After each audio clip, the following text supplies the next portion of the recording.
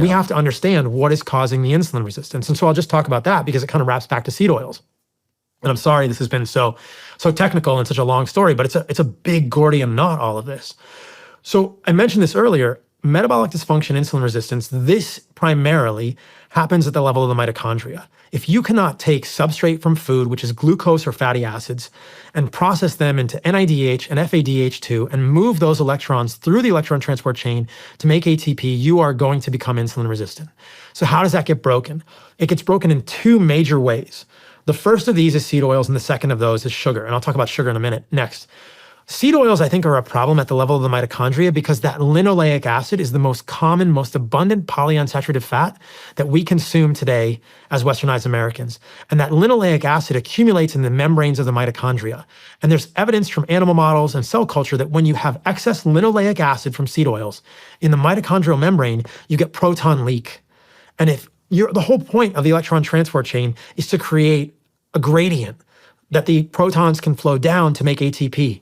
If you are leaking protons down the gradient, you are making less ATP. At the cellular membrane, we also know that excess linoleic acid, excess polyunsaturated fats creates leak and problems or overactivation of the sodium-potassium ATPase.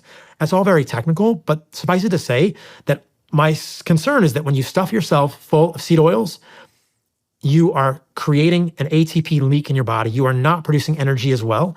And that leads to metabolic dysfunction. And that is actually the root molecular cause.